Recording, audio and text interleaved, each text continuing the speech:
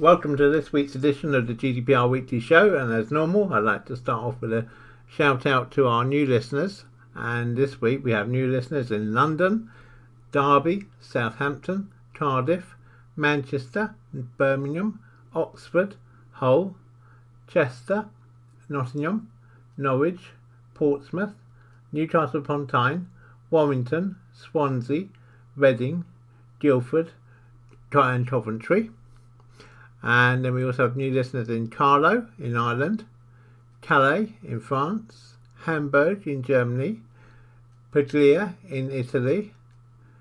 We also have new listeners in the Far East this week, in South Korea, in Fujian in China, in Shiba in Japan. And then in Central America we have new listeners in Costa Rica, in San Jose. We have new listeners in British Columbia, in Canada. And then in the US this week we have new listeners in California, Virginia, Washington State, New York, Texas, Maryland, Illinois, New Jersey, Massachusetts, Pennsylvania, Iowa, Colorado, Vermont and Missouri. So again, a nice wide range of listeners right across the world, and thank you to all those new listeners for tuning in to the GDPR Weekly Show. And of course, as always, thanks to all my regular listeners who now listen to the GDPR Weekly Show every week. I really appreciate you taking 30 minutes out of your week to catch up on the latest news in the world of GDPR. And as always, if you have any feedback for me or any ideas of what you'd like to see in future programmes, or perhaps people who'd like me to interview in future programmes, then please don't hesitate to drop me an email at podcasts@insurety.co.uk. That's ENSURETY.co.uk.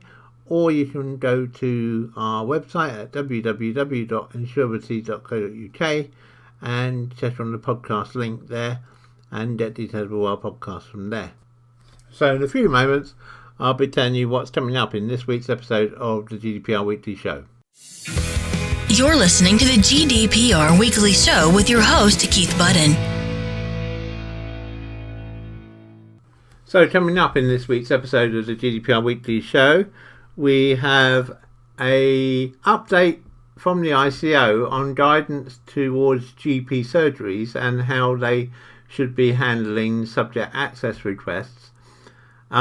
Whilst some of that is specific to GP surgeries, I would say to everyone listening, it's one article that's well worth listening to, because there are a number of outputs from that discussion which are relevant to all organisations and not just to GP surgeries. So please do have a listen to that article, this first article in this episode. We then have a look at the Data Protection Practitioners Conference, which is coming up in April. We then have a update on charities and what charities need to be doing to make sure they stay the right side of the law where GDPR is concerned. We then have an article looking at the results of a Cisco survey into GDPR, its uptake and its effects so far. And then we end this week's episode with an article about a war of words which has erupted between the Dutch ICO and the Internet Advertising Bureau, the IAB, over the use of cookie walls for websites. And that again is well worth a listen to see where the parts of what they're saying in their war of words will have any impact on your website or your organisation. So, as usual, a full mixed bag of articles for the GDPR Weekly Show. Hope you enjoyed the show. You're listening to the GDPR Weekly Show with your host, Keith Budden. A few weeks ago, we mentioned on the GDPR Weekly Show about the issues that GP surgeries were having with an increased number of data subject access requests, and particularly in the case of after an accident or other claim where now insurance companies were asking individuals to make the subject access request to the surgery so that the surgery couldn't charge for it, which they would traditionally have charged the insurance company for such responses.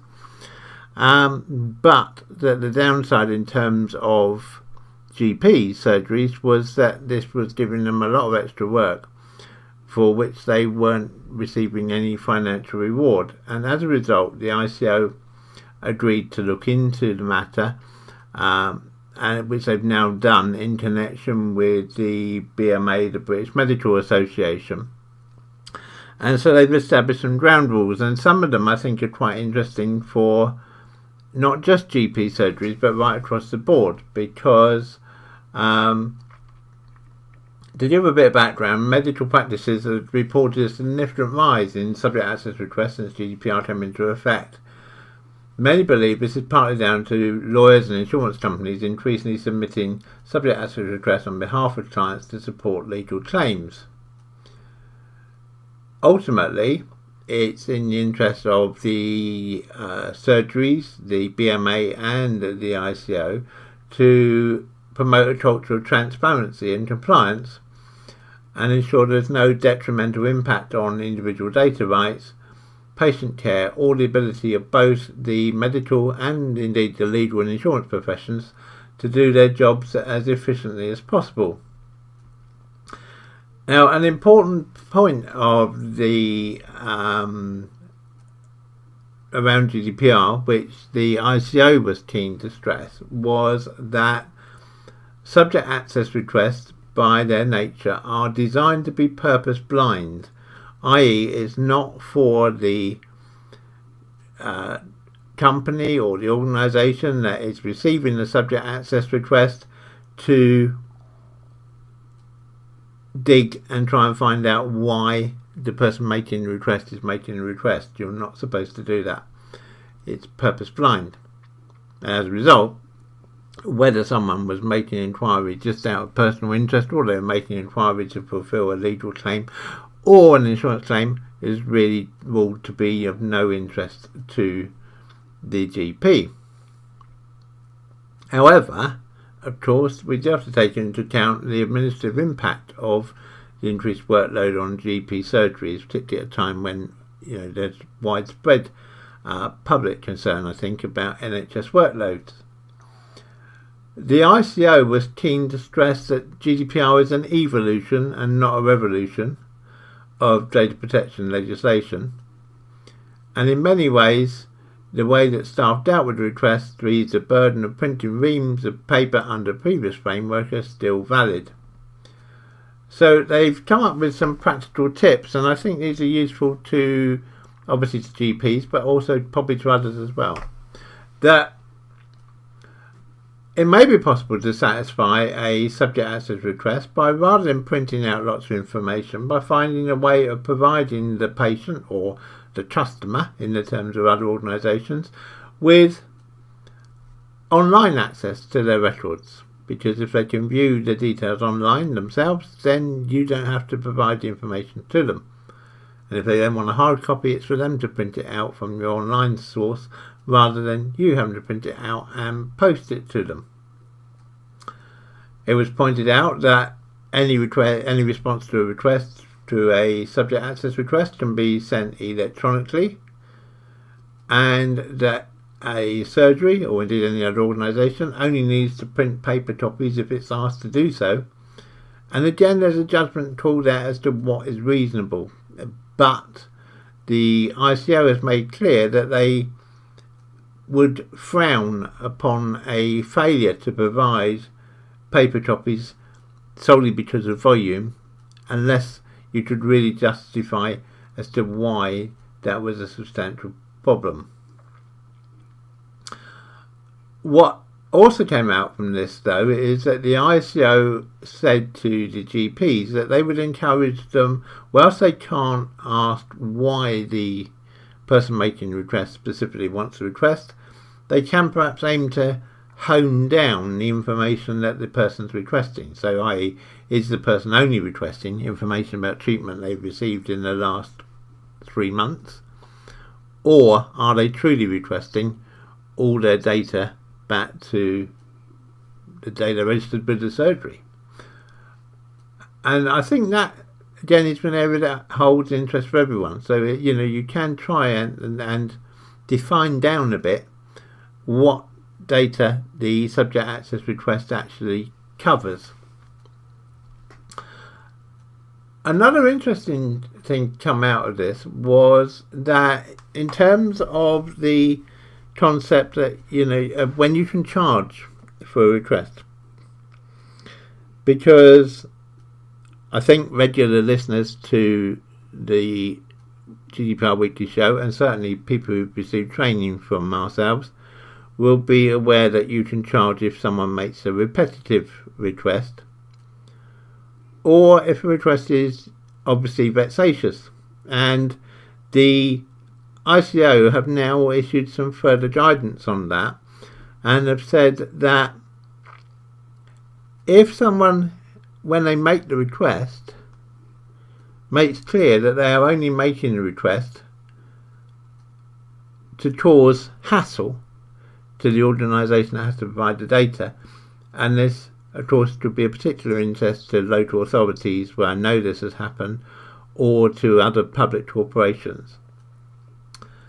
So if the person makes clear at the time that they make the request that they're only doing it to cause trouble, to cause hassle, then you are now entitled to make a charge for that subject access request, or to inform the person that there will be a charge, and then ask them whether they still want to go ahead or not.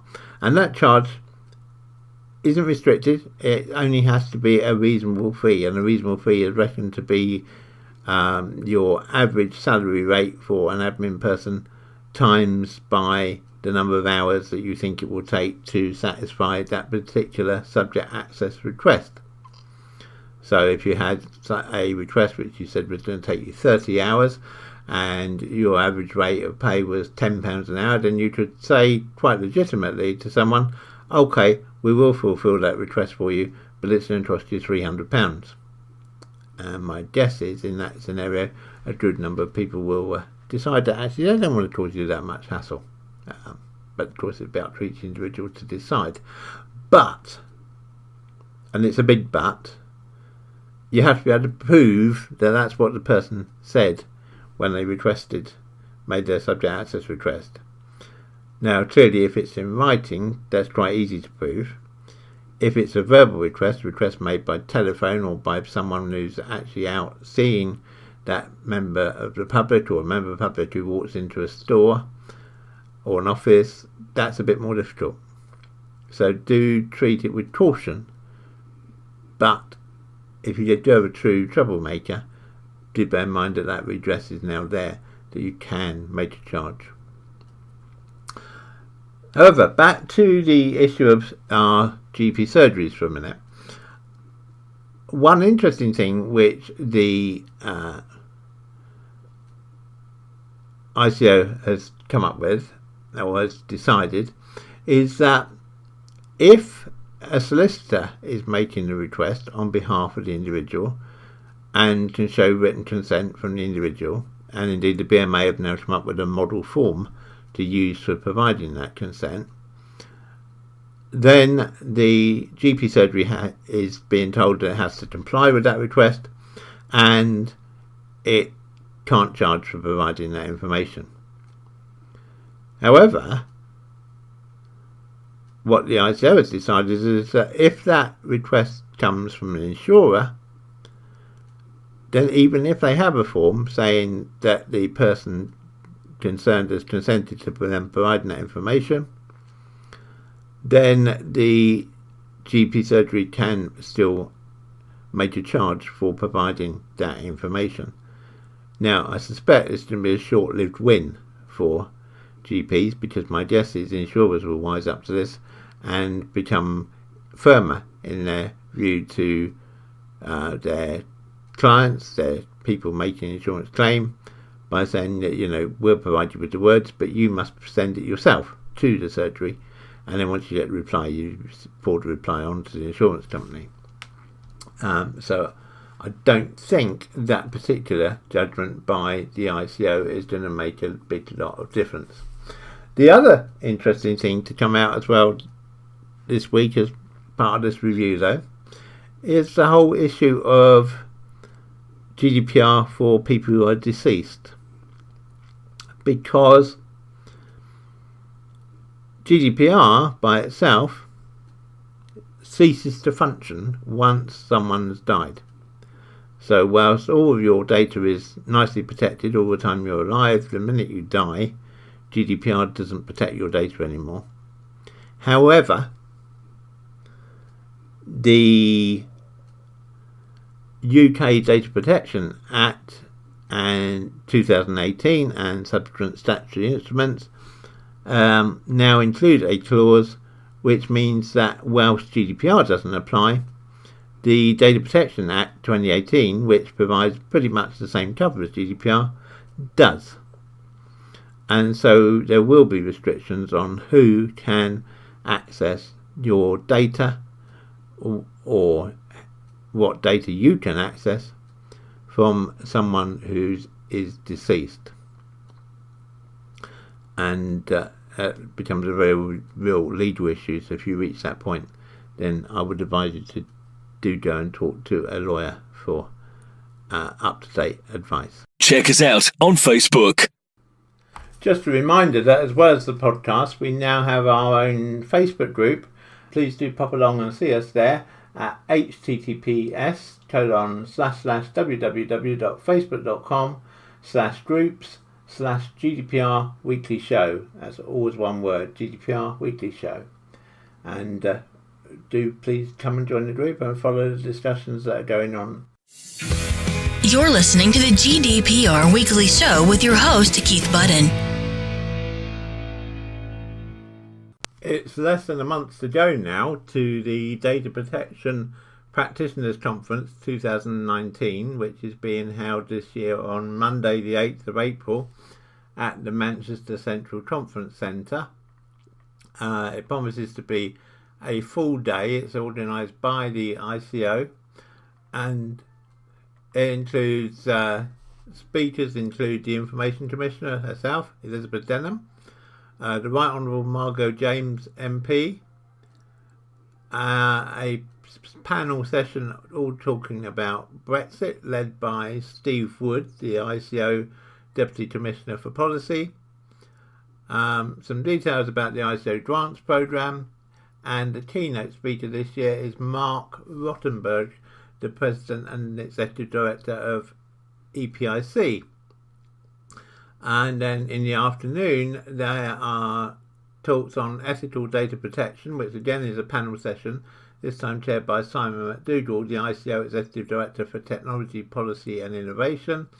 And the panellists for that session are Dr. David Leslie from the Alan Turing Institute, Anthony Walker from Tech UK, and Louise Patzerest from CDEI.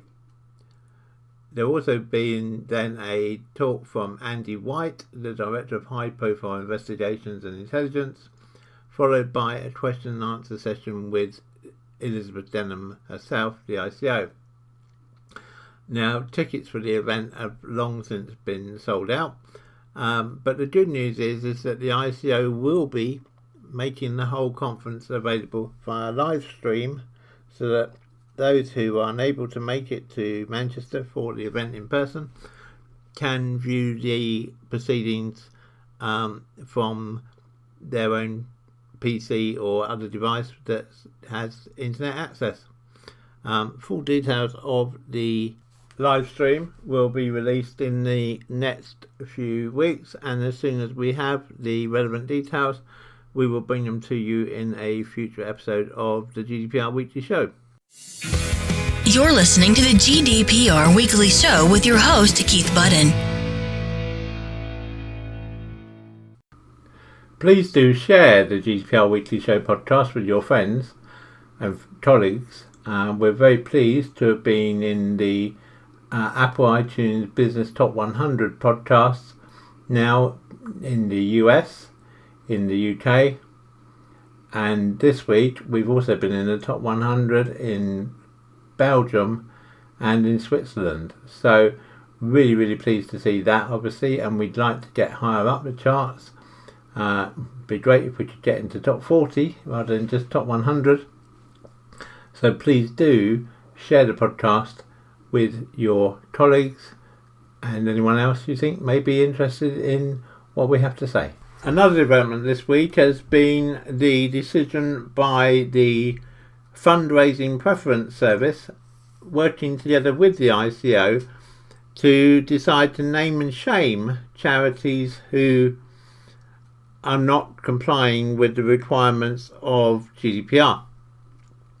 Now, charities, of course, are exempt from paying the annual registration fee to the ICO for GDPR, but that doesn't mean that all the other parts of GDPR don't apply to them, and yet for quite a number of charities it appears that this seems to have passed them by. The list of charities has been released by the Fundraising Preference Service. I don't intend to actually name and shame individual charities on the list in the GDPR Weekly Show, because I don't feel it's the right platform to do that. But it would be fair to say that the majority of charities on the list are what one would class as smaller local charities, who perhaps understandably haven't grasped that GDPR applies to them, and particularly the rules regarding consent and communication, and that if someone says please don't contact me anymore, then that really does mean please don't contact me anymore, even if you believe you have the most worthy charitable cause the world has ever heard of.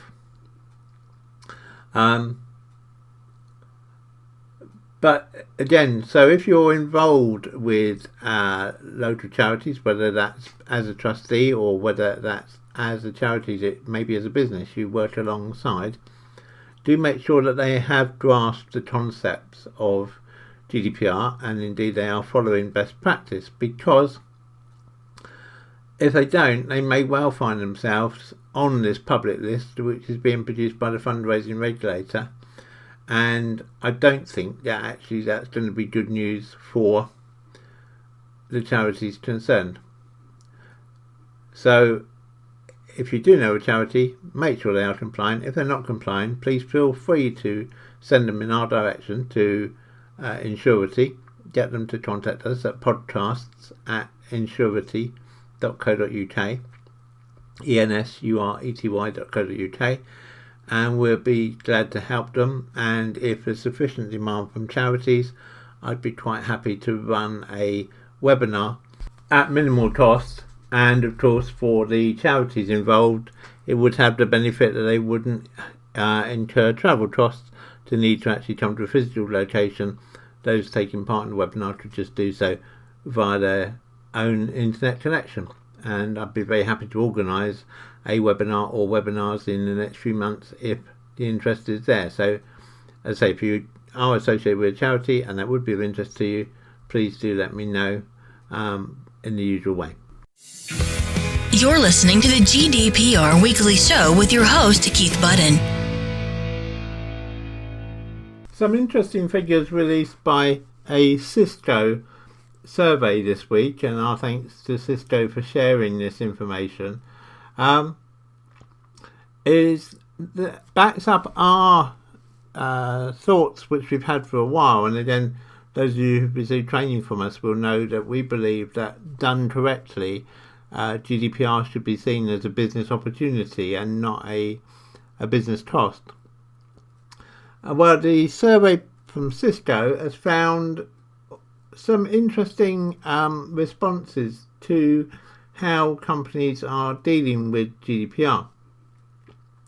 When they looked at companies within the UK, 69% of firms now consider themselves to be fully GDPR compliant.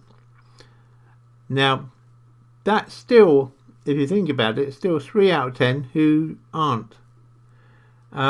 Which is kind of worrying, given that we are now coming up to almost the stage where we're carrying out the first audits for the completion of a year of GDPR being in operation. It's kind of a little worrying that 3 out of 10 still don't consider themselves fully compliant, but there you go. But anyway, that compares with 59% of companies outside of the EU who now consider themselves GDPR compliant. And outside the EU, a further 29%, which of course will take them up to best part of 90%, 29% will expect to be compliant within a year. So within a year, 90% of companies outside the EU are expecting to be fully GDPR compliant. So as another incentive, I would hope that companies in the UK who aren't yet compliant take strong action to become compliant. And some of the benefits which companies say that they've found is that they're less likely to have a data breach if they're GDPR compliant. The probability of sustaining a breach for a GDPR compliant organisation is only 74% against 80% for firms which are only partially compliant, or 89% for firms which aren't compliant at all. And also they found that when there is a data breach for companies who are GDPR compliant, that the amount of downtime they suffer as a result of data breaches is greatly reduced, from 9.4 weeks of downtime for companies who aren't GDPR compliant to 6.4 weeks of downtime for companies that are compliant. And obviously 3 weeks of company time can be a considerable amount of money in value to the company. But almost all, 97% of those companies surveyed, cited at least one of a host of benefits not directly related to data protection, and 75% cited at least two. For instance, 42% of firms said that GDPR compliance has improved the scope for innovation due to the fact they now have the right data controls in place. And also, interestingly, 41% of organisations said they were able to gain a competitive advantage against others or greater operational efficiency because now they knew they had all their data organised and catalogued rather than maybe being rather ramshackle as it might have been before. So by having to document what data they held, by having to document why they were holding it, and by having to document the processes that they were putting that data through, has given these organisations this benefit of being able to increase their operational efficiency and also to find new ways of working with that data, which maybe hadn't occurred to them before because they'd not actually taken the time to sit down and look fully at the data they were holding and what they were doing with it. Interestingly, over a third, 37% of companies asked, said they'd been able to reduce pre-existing sales delays due to privacy concerns from customers. And a similar number of organisations, 36%, said that they'd noticed that they'd increased approaches from investors. So it seems that, right across the board, from internally within the company to your clients to your potential future investors, people notice a real benefit of being GDPR compliant, which, as I say, goes back to what I was saying in our opening sentence of this section, that GDPR done correctly is a business opportunity and not a business problem. Or to use the old adage that an opportunity is a problem looked at from the wrong end. If you'd like some help on discovering how in your business GDPR can be a opportunity rather than a problem, then we're always happy to have a no obligation discussion with you. So if you'd like us to do that, please do get in touch with us via email to podcasts@insurity.co.uk. You're listening to the GDPR Weekly Show with your host, Keith Budden. A war of words has erupted between the Dutch ICO and the Internet Advertising Bureau, the IAB, over cookie walls. Cookie walls are this concept that you will probably all have seen by now on websites, where it pops up when you go onto a website and says that this website uses cookies. Do you agree? Boom, boom. If you continue to use your saying that you do agree, etc. And most people just ignore them and carry on and use the site anyway. But some people do take notice and say, no, I don't want you to do that. And what the Dutch ICO is saying is that actually having that requirement that someone agrees to receiving tracking cookies from a website before they're being allowed access to the website, if you like, a price of entry to the site, is not compliant with GDPR. And the Dutch ICO says it's received dozens of complaints from internet users who had had their access to websites blocked after refusing to accept tracking cookies. So it's taken the step now of publishing guidance on the issue. And it says that it's also going to be stepping up monitoring, adding that it is written so the most complained about organisations, although it wouldn't release any names when we spoke to them earlier this week, instructing them to make changes to ensure they come into compliance with GDPR. Interestingly, we've spoken to the UK ICO on this, and they say that they too have received complaints, but they've not yet come to any conclusions. Now, GDPR tightens the rules around consent as a legal basis for processing personal data. That's something we all know by now, requiring it to be specific, informed, and freely given in order for it to be valid under the law. Now, of course, consent's not the only legal basis for processing personal data, but most websites that are using particularly third-party advertising cookies are relying on consent, and that's typically via the cookie wall. The Dutch ICO's guidance makes it clear that internet visitors must be asked for permission in advance of any tracking software being placed. And they give examples of third-party tracking cookies, tracking pixels, which might be, for instance, from affiliate networks, and browser fingerprinting, which might be used for retargeting. And that permission must be freely obtained. And this is where we get into war words between the Dutch ICO and the Internet Advertising Bureau, the IAB, over quite what freely obtained means. Because the Dutch ICO is taking the line of saying that it means a free choice must be offered. So in other words, a data for access cookie wall isn't going to cut it. Or as the ICO puts it, permission is not free if someone has no real or free choice, or if the person cannot refuse giving permission without adverse consequences. This is not for nothing. Website visitors must be able to trust that their personal data is being properly protected. There's no objection to software for the proper functioning of the website and the general analysis of the visit on that site. More so, monitoring and analysis of the behaviour of website visitors and the sharing of this information with other parties, though, is only allowed with permission. And the point which the Dutch ICO is hammering home is that that permission must be completely free. They say that cookie walls are non-compliant with the principles of consent of GDPR. This means that any party with a cookie wall on their website has to be compliant as soon as possible, and that they intend to start checking within the next couple of months that this is happening. In light of this, the cookie wall on the Internet Advertising Bureau, the IAB's European site, looks like a textbook example of what not to do.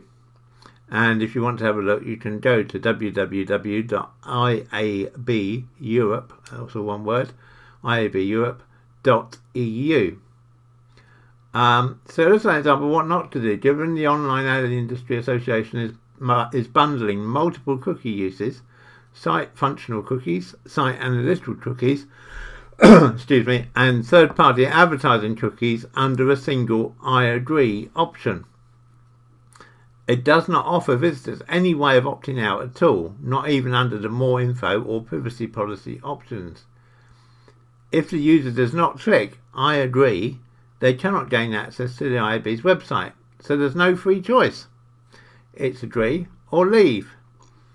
And you might think, okay, I'll click on more info. But if you click on more info, you get a load more info about what they're doing with your data.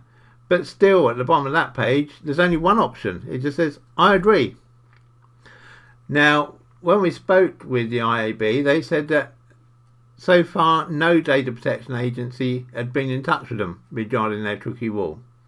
And this in itself seems to conflict with what the Dutch ICO are saying, but we're not quite sure at the moment which of them is 100% right. But interestingly, the IAB subsequently issued a statement saying that their view was that the e-privacy directive, and that's not the new e-privacy things which are currently under review, but the original e-privacy directive dating back to 2002 was what they were relying on, and that their view was that the e-privacy directive trumped GDPR. And so the IAB's position was, because e-privacy has been around longer, then that applies more than GDPR. Not surprisingly, the Dutch ICO doesn't agree with them. And so this has now become a real battle of words between the Dutch ICO and the IAB as to quite who is correct. But it has a fundamental issue which could affect a good number of websites on whether, if someone does not agree to accept the cookies from you, whether you can use that as a reason to refuse that person access to your website, full stop. And the Dutch ICO is saying no, that does not allow you to stop people viewing your website. The IAB is saying yes, it does. I have to say that my personal view at the moment, having reviewed the information submitted by the Dutch ICO and from the IAB, is that I'm coming down on the side of the Dutch ICO. That my view is that a cookie wall, whilst you need to take notice of what people say as to whether they're happy to have your cookies on their browser from using your site or not, and you should make sure you've got code in place to make sure that happens, and perhaps that's something we're covering in a future episode of the GDPR Weekly Show, but that you can't refuse access to the site solely on the basis that people will not agree to receive your cookies, which is the line the IAB seem to be saying. I think this one's going to run and run. It could be the GDPR equivalent to Brexit, I think, in length of time it could take to come to a conclusion which satisfies everybody. Let's hope it's not quite as long as Brexit. But whatever, we will keep you updated in future episodes of the GDPR Weekly Show, because I think there is a fundamental issue here which needs to be resolved, and I'm hoping that in the next few weeks at least we'll be able to get a chance to talk to the ICO here in the UK and establish a firm view from them on where they sit in this argument. If you've got any views on this, do please get in touch at podcasts@insurity.co.uk. I'd love to hear what you've got to say, because it'd be interesting to know what the feel is out there in the big wide world of what you feel. Should the cookie wall enable you to prohibit someone from visiting your website unless they agree to have your cookie? What do you think? Let me know. Send me an email to podcasts@insurity.co.uk, ensurety.co.uk, and as I say, we'll be following this up for certain in future episodes of the GDPR Weekly Show. You're listening to the GDPR Weekly Show with your host, Keith Budden. So that brings us to the end of this week's episode of the GDPR Weekly Show. I hope you found it useful. I hope you found it entertaining. Please do let me know. Let me have your feedback. by sending an email to podcast@ensurety.co.uk. You can find out more about us at Ensurety at www.ensurety.co.uk. And I look forward to speaking to you again, same time, same place, next week. Have a good week, everybody, and remember to keep your data safe. Check us out on Facebook. The GDPR Weekly Show is an Ensurety production. Follow us on Facebook at www.facebook.com/Ensurety.